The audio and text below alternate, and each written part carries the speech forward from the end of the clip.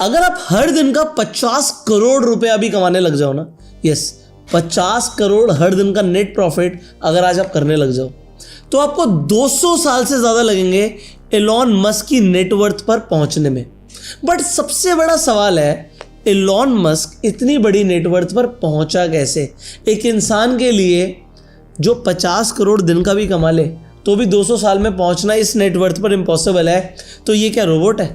इसने पैसे छापने की कौन सी मशीन लगा ली कि इसने इतनी जल्दी इतना बड़ा पैसा बना लिया? देखो, आज अगर आप गूगल पर जाकर एलॉन मस्क की नेटवर्थ लिखोगे, 2025 के अंदर मैं ये वीडियो बना रहा हूँ, हो सकता है आप 26-27 में भी देखें, तो आज इसकी जो नेटवर्थ है 47640, तो आप 47640 को मल्टीप्लाई कर दीजिए 90 से, इतने करोड़ की इसकी नेटवर्थ है। ठीक है, तो यहां पर आप देख सकते हो करोड़ यूएसडी में था, तो मैंने इसे बस आईएनआर में कन्वर्ट कर दिया।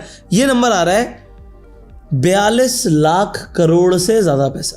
अब देखो, आज इसकी जो एज है वो है 54। ठीक है, मैं मान के चलता हूं इसने 18 साल में शुरू किया होगा, तो 54 माइनस 18 36 साल आ गए।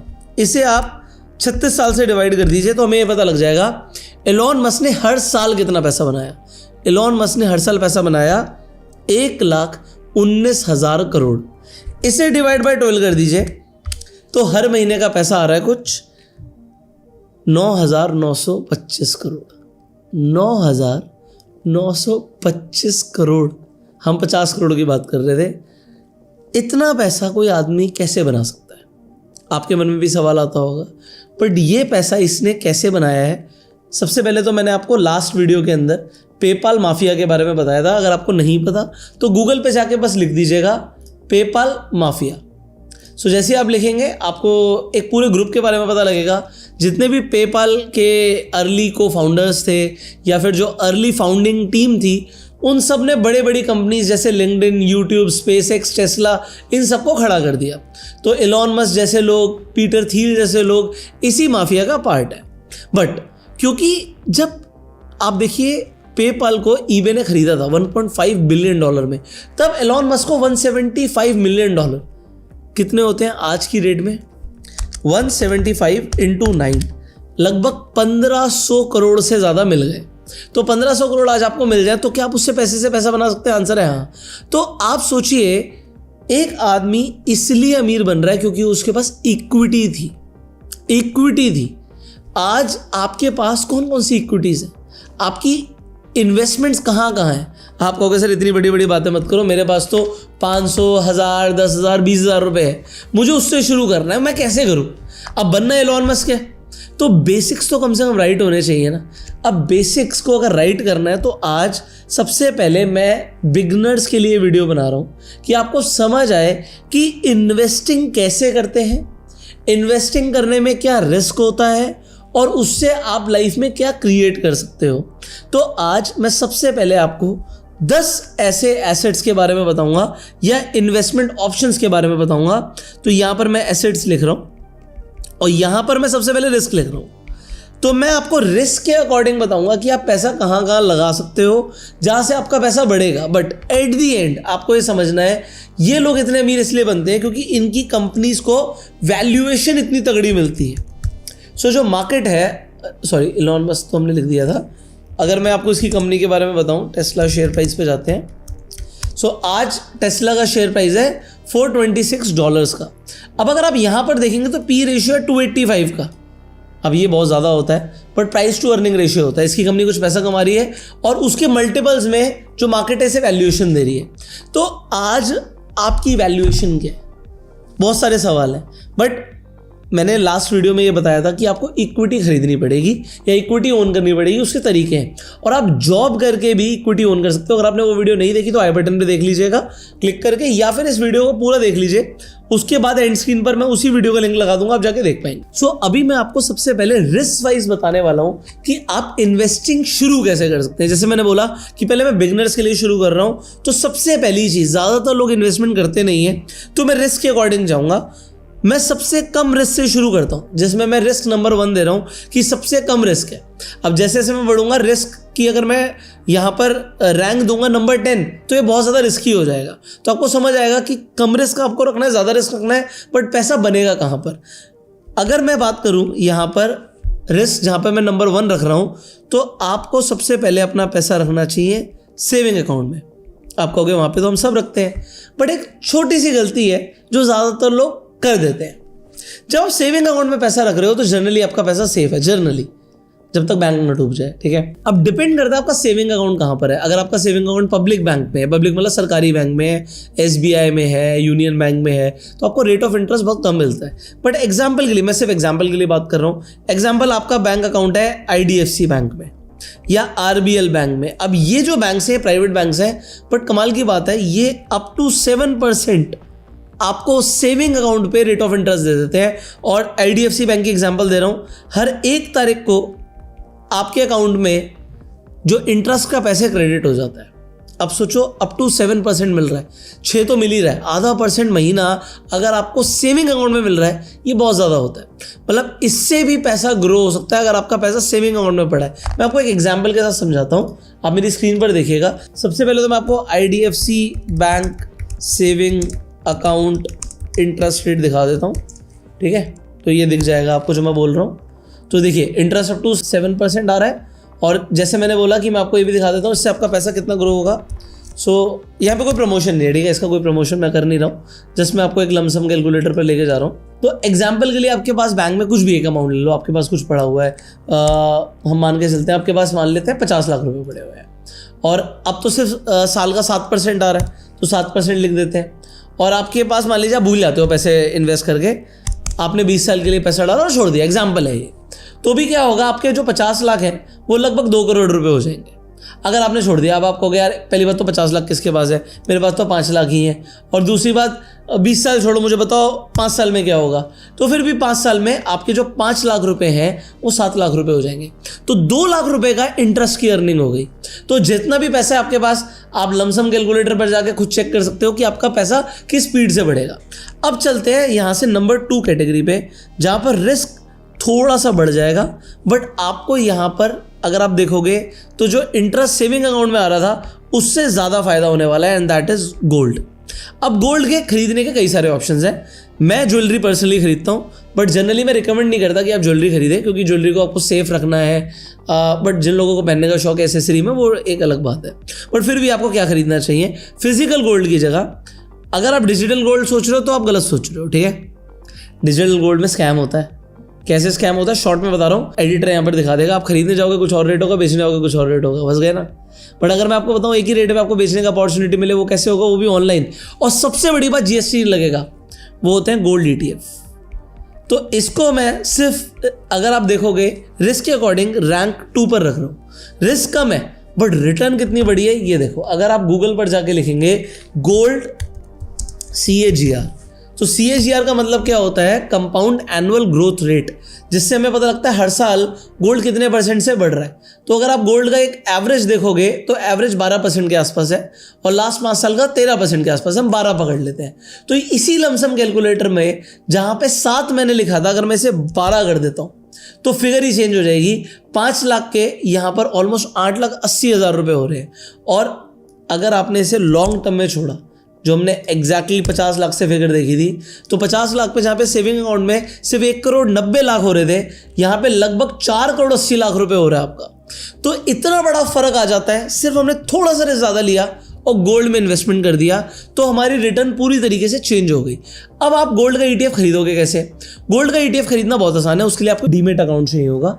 डीमेट अकाउंट फ्री में खुल जाते हैं अगर आपकी एज 18 साल से ऊपर है। तो डिस्क्रिप्शन और पिन कमेंट में एक लिंक है, उस लिंक पे क्लिक करके आप अपना डीमेट अकाउंट खोल सकते हैं। अगर आपकी एज कम है तो आपके मदर या फादर डीमेट अकाउंट खोल सकते हैं, आप उनके नाम पे डीमेट अकाउंट खोल सकते हैं। तो उससे होगा क्या, आपका ऑनलाइन एक डीमेट अकाउंट खुल जाएगा। डीमेट अकाउंट के अंदर होता क्या है, आपके शेयर्स आप डिजिटली स्टोर कर रहे हो, तो ETF भी आप डिजिटली स्टोर कर रहे हो, ये भी एक तरीके का शेयर ही है। अब इसमें पहली बात तो GST नहीं लगता। अब गोल्ड का अगर आप ETF देखोगे तो गोल्ड 20 इंडिया का सबसे पॉपुलर और सबसे बड़ा ETF है। 104 रुपये का आ रहा है, तो आप लगभग 100 रुपये में इन्वेस्टमेंट कर सकते हो।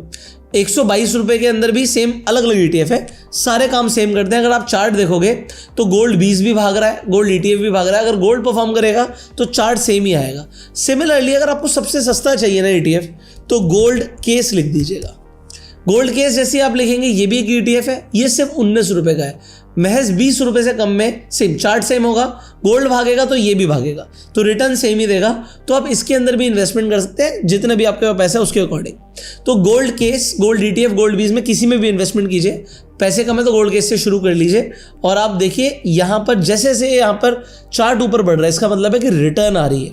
अब जैसे ये गोल्ड के बारे में मैंने आपको बताया, नंबर 3 पर हमारे पास आ जाता है सिल्वर का ETF। अगर आप सिल्वर की रिटर्न देखोगे अभी पिछले कुछ टाइम की, तो सिल्वर ने बहुत धमाकेदार रिटर्न दी है, मैं आपको दिखाऊंगा। यहाँ पर सिल्वर 20 देखिए, ये सिल्वर 20 का चार्ट है और ये देखिए क्या सिल्वर ने अभी ताबड़तोड़ रिटर्न दी है। एनालिस्ट ऐसा बोल रहे हैं कि सिल्वर आने वाले टाइम में गोल्ड को भी आउट परफॉर्म कर सकता है। तो अगर आप देखेंगे 155 रुपए का आपको सिल्वर 20 मिल रहा है, तो आप जाके इन्वेस्टमेंट कर सकते हो। ऑल्दो सिल्वर के अगर आप ETF देखना चाहोगे तो बहुत सारे ETF है।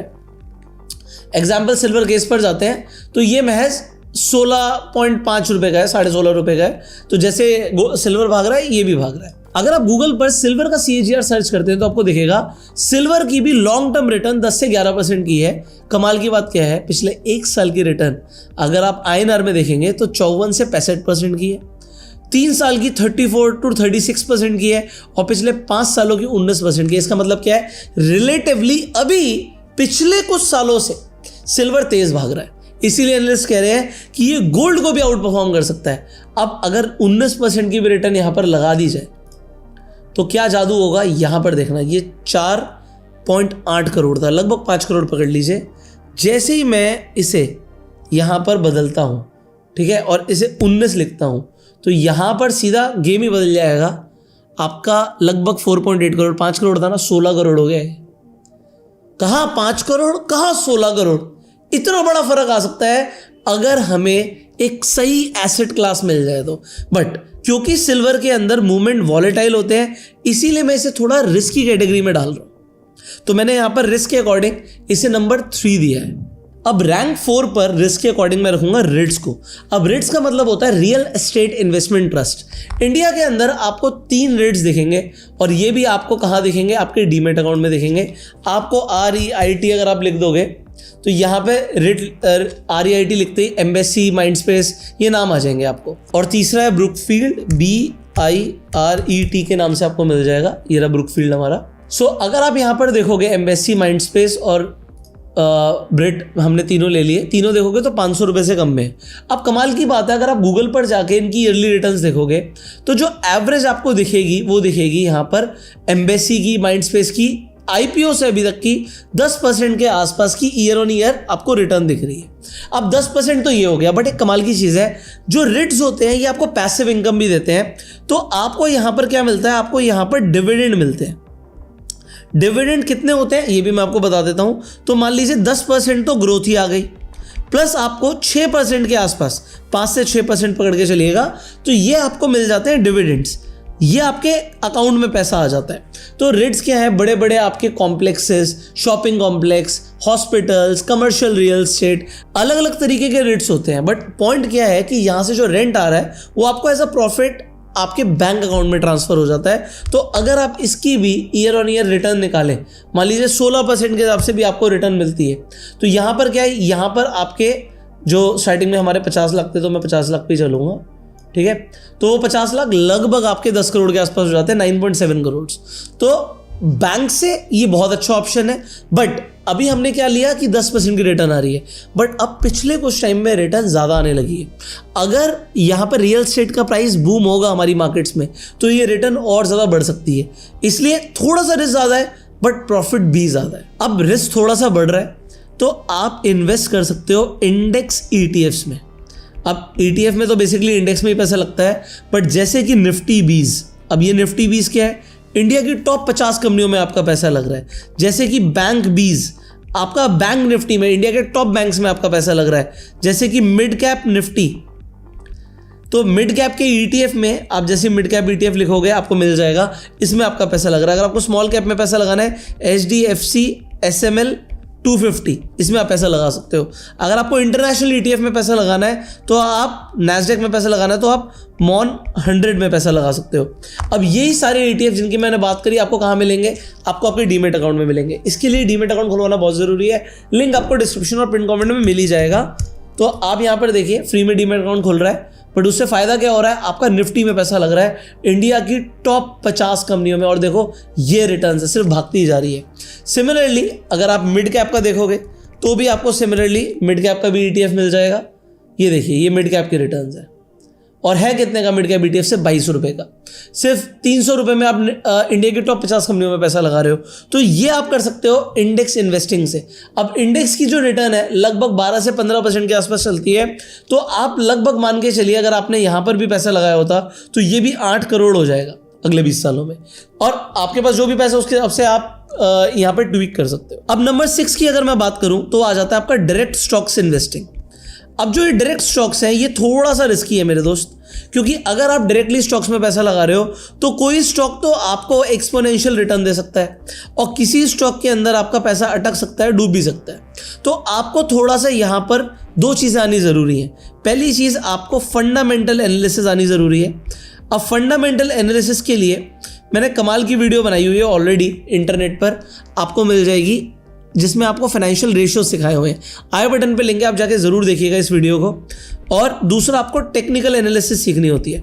अब टेक्निकल एनालिसिस की वीडियो पर तो मेरे हिसाब से one of the highest views technical analysis की वीडियो पर ही है मेरे।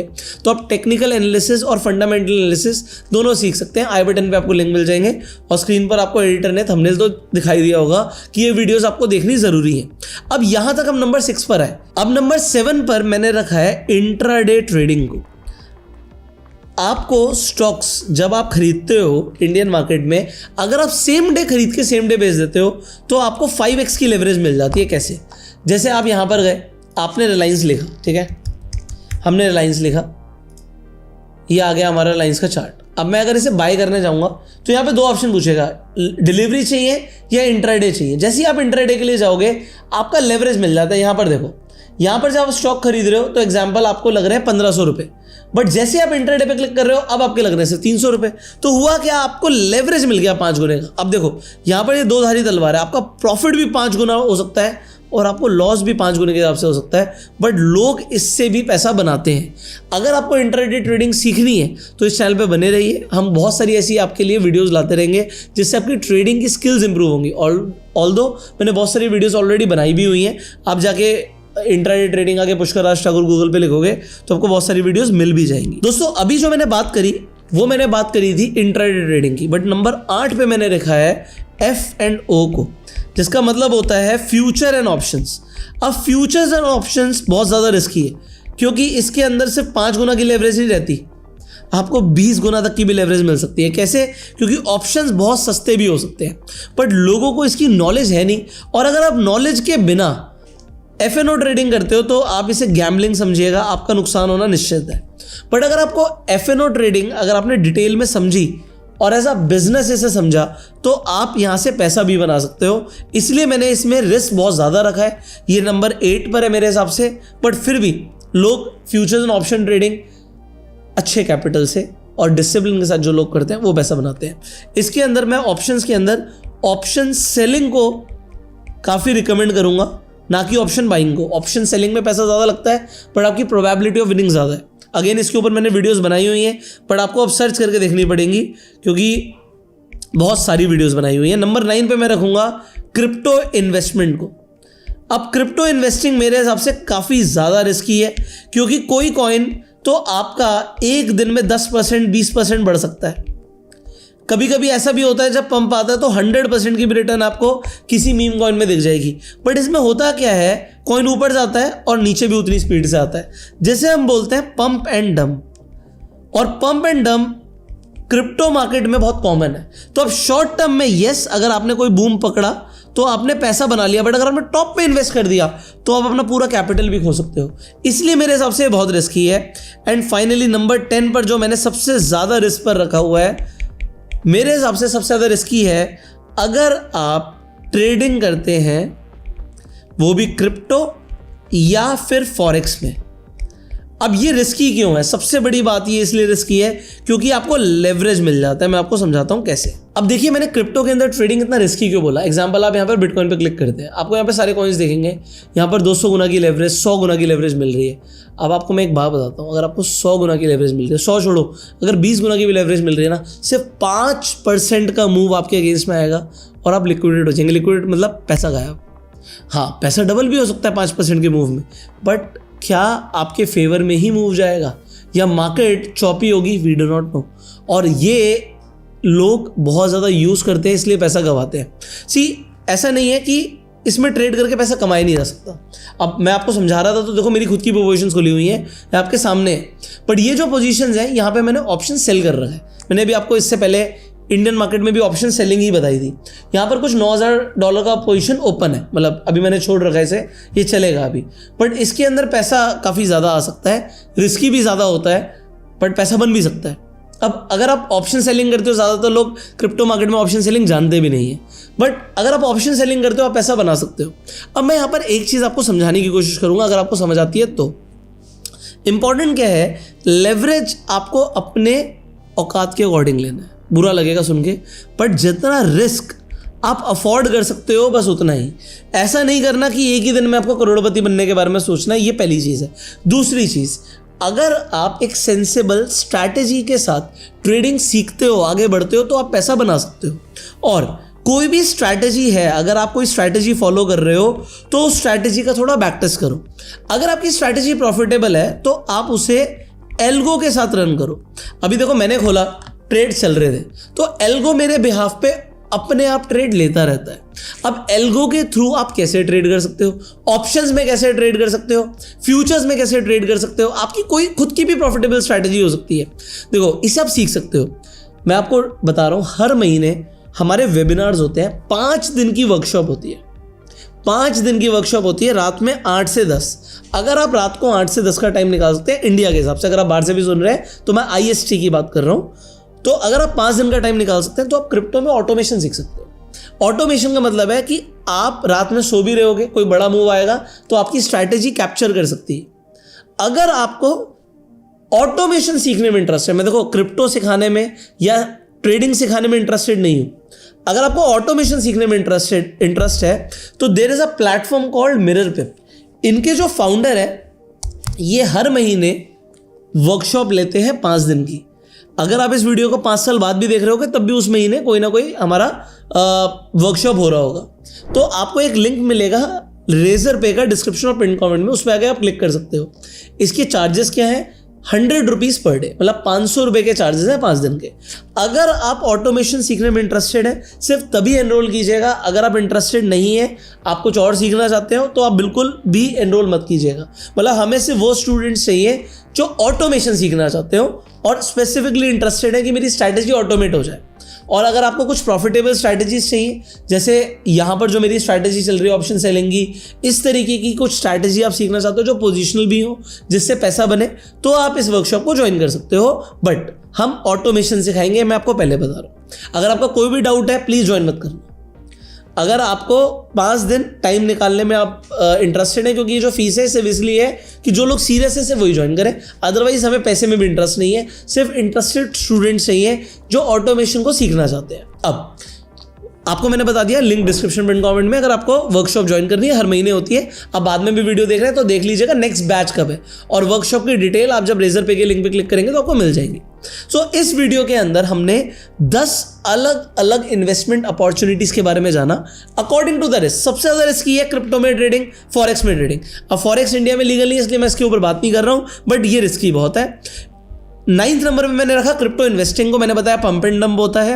8वें नंबर पे मैंने रखा FNO ट्रेडिंग को इंडियन मार्केट में फ्यूचर्स एंड ऑप्शंस के अंदर, बट इसके ऊपर मैंने कई सारी वीडियोस बनाई हैं, आप जाके सीख सकते हैं। 7वें नंबर पे मैंने रखा इंट्राडे ट्रेडिंग को, 5 गुने का लेवरेज मिलता है। 6ठे नंबर पे मैंने रखा डायरेक्ट स्टॉक इन्वेस्टिंग को। यस, कई स्टॉक्स भाग सकते हैं, आपको मल्टी बैगर रिटर्न दे सकते हैं, जैसे अडानी के कई सारे स्टॉक्स ने दिया, बट कई सारे स्टॉक्स येस बैंक भी बन सकते हैं। आपको स्क्रीन पर चार्ट एडिटर ने लगाकर दिखाया होगा कि कैसे स्टॉक्स में फायदा और नुकसान दोनों हो सकता है। 5वें नंबर पे हमने रखा इंडेक्स ETFs को। मैंने कई सारे एग्जांपल दिए, 5 एग्जांपल दिए थे आपको, Nifty 20, bank 20, mid cap, small cap और नैस्डैक मतलब 100। 4th नंबर पे हमने रेट्स की बात करी थी, रियल एस्टेट इन्वेस्टमेंट ट्रस्ट। 3रे नंबर पे हमने सिल्वर ETF की बात करी थी। 2रे नंबर पे हमने गोल्ड ETF की बात करी थी। और नंबर 1 पर हमने बात करी थी सेविंग अकाउंट की। सेविंग अकाउंट से भी पैसा अर्न कर सकते हैं। अब आपके अकॉर्डिंग सबसे अच्छा इन्वेस्टमेंट ऑप्शन कौन सा है जिसके ऊपर आप फोकस करने वाले हैं? कमेंट में ज़रूर बताइएगा। इस वीडियो को शेयर ज़रूर करना, क्योंकि मैक्सिमम लोगों को अभी पता ही नहीं है कि उन्हें कहाँ पर इन्वेस्टमेंट करना चाहिए और कहाँ पर कितना रिस्क है। सो आपके शेयर करने से लोगों तक अवेयरनेस पहुंचेगी। सब्सक्राइब कर लीजिए, बेल आइकन पर क्लिक करिए, क्योंकि हम आपसे मिलेंगे अगली वीडियो में। तब तक के लिए you go self made and जय हिंद।